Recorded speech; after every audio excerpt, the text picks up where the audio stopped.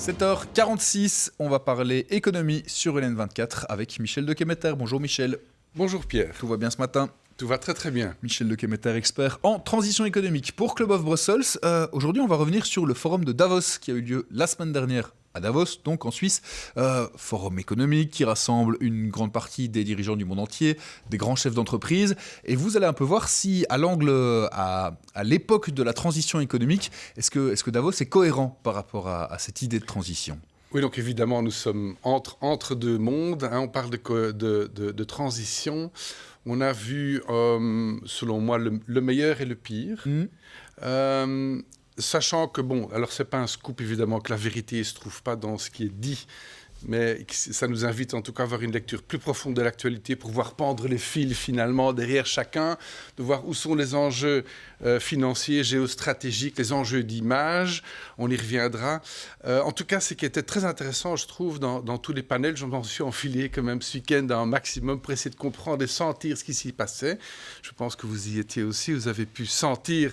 Mais en tout cas, ce qui est tout à fait clair, c'est que les dirigeants, au sens large, ne veulent plus être perçus comme faisant partie du problème.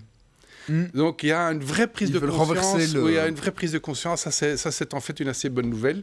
Donc ils veulent faire en tout cas semblant. Enfin, ils viennent tous en jet privé. Alors, du coup, mais voilà, il y a encore un peu de travail au niveau de la cohérence. Mais en tout cas, ils veulent en tout cas faire semblant, en tout cas minimum, faire partie de la solution. On y reviendra et c'est un signal en tout cas pour nous entrepreneurs.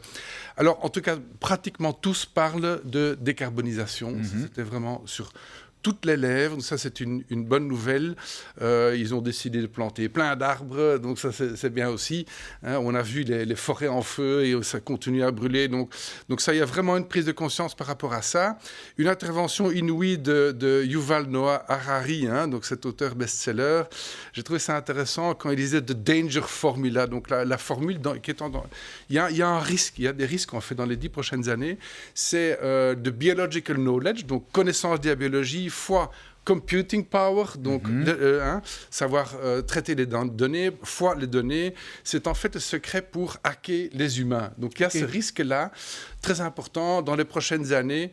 Donc en fait, tout ce qui est intelligence artificielle, ça va nous donner à certains acteurs, on ne sait pas encore qui c'est, en tout cas c'est pas sûr que ça tombe dans les bonnes mains, il en parle très clairement, ils en savent plus sur notre corps, notre cerveau, notre vie, nos envies profondes, le fonctionnement profond, etc. Exactement, nos peurs et nos espoirs, et donc nous devenons des humains accables. Je trouvais ça assez intéressant, et dit si cette connaissance tombe dans les mains de régimes douteux, ça peut faire naître les régimes les pires de toute l'histoire, en fait. Tout ça, il dit. Mais ce que j'ai craint, en fait, c'est que la naïveté des gens, ça, c'est mon avis. C'est ça, on ne s'en rend pas compte, a priori, qu'on est devenu une machine piratable comme n'importe quelle autre machine. Va permettre ça. Donc, on va sans doute avoir ça et voir les faces cachée d'une technologie tout à fait intéressante, mais qui sera mise à l'agenda d'agenda tout à fait douteux. Parmi les bonnes initiatives que vous vouliez mettre en avant pendant ce forum de Davos, c'est notamment l'âge des conférenciers, des intervenants. Ça avait été annoncé avant, le forum voulait un peu casser cette image de club de riches entrepreneurs blancs, quinquagénaires, etc. Ils ont essayé d'un peu changer ça, et notamment via les intervenants qu'ils ont invités sur les panels. Oui, on a eu des panels de jeunes activistes.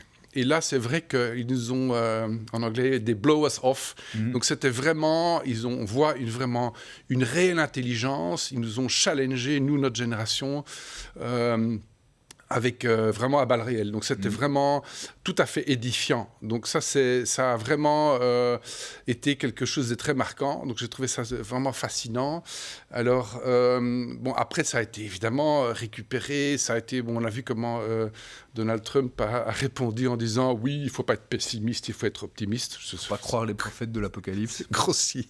C'est vraiment épouvantable. C'est de la manipulation de base. Et ça j'ai évidemment, comme vous pouvez imaginer, détesté, mais soit. Alors, ce qui est intéressant aussi, je trouve que c'est encore Yuval qui dit le struggle against irrelevance, c'est-à-dire que avec dans ce bruit, dans cet énorme bruit au feu de communication de 360 degrés, ça va dans tous les sens, dans les prochaines années, on va avoir une bataille contre l'irrélevance, contre la non-pertinence. La non-pertinence, d'un peu en cours, un peu le bullshit business, en fait, tout ça, ça va disparaître, tout ce qui n'est pas vraiment, qui contribue pas, et on en a parlé dans les chroniques précédentes, on est sur une tendance de fond, les business doivent signifier quelque chose, créer une réelle plus-value. Et tous ceux qui aujourd'hui restent encore dans une zone un peu grise où ils se mouillent pas trop, où on sait pas trop, tous ces métiers-là, ça va disparaître. Ça va devenir irrélevant. Et donc, on est aussi en Belgique dans un pays finalement qui n'ose pas.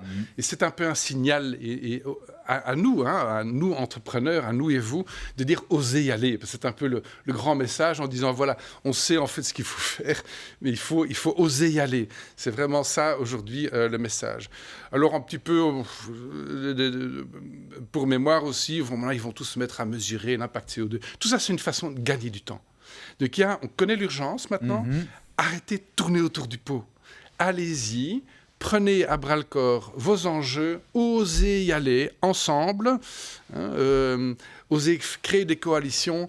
Et pour le petit mot de la fin, j'ai trouvé quand même alors c'est pas tout à fait nouveau, mais c'est quand même assez bien ressorti, c'est le stakeholder capitalisme. Donc le stakeholder capitalisme, c'est un peu le nouveau mot à la mode, je ne sais pas très bien ce que ça veut dire. Ils ont mis ça en avant pendant tout le forum. C'était vraiment genre l'espèce de la baseline du forum de cette année, c'était ces stakeholders, donc toutes les parties prenantes pour un futur plus inclusif, plus respectueux, plus durable. Alors, ils l'ont expliqué et tout ça, mais je pense que les dirigeants eux-mêmes ne savent pas encore très bien ce que ça veut dire, mais ça, le stakeholder, c'est-à-dire, oui, c'est évidemment les voisins, les riverains, c'est aussi un stakeholder principal, c'est aussi la planète, c'est les biens communs, en général. Donc, ils sont en train d'apprivoiser tout ça, et c'est évidemment une bonne nouvelle. On n'a pas trop voulu choquer en disant, voilà, on met quand même le mot capitalisme, pour pas trop déranger, mais en tout cas, ça va ouvrir aux écosystèmes. Ça, c'est une bonne nouvelle. En tout cas, le grand message, c'est d'aller avancer. C'est d'avancer et c'est un appel aux entrepreneurs, en fait. C'est le moment, aujourd'hui, c'est un appel à nous, à vous. Osez avancer et osez inspirer. Ça veut dire que vous n'êtes pas trop rassuré après ce forum. On aurait pu croire que dans cette édition du forum, qu'il y a vraiment une intention qui allait être mise et un coup de projecteur sur ces questions d'écologie, de protection de la planète, de durabilité. Ça prend du temps. En fait, non. Tout ça prend du temps et on peut comprendre, c'est un peu le cerveau humain qui doit être rewired, qu'il faut repenser tout ça. Et je pense que c'est une question de compétence aussi.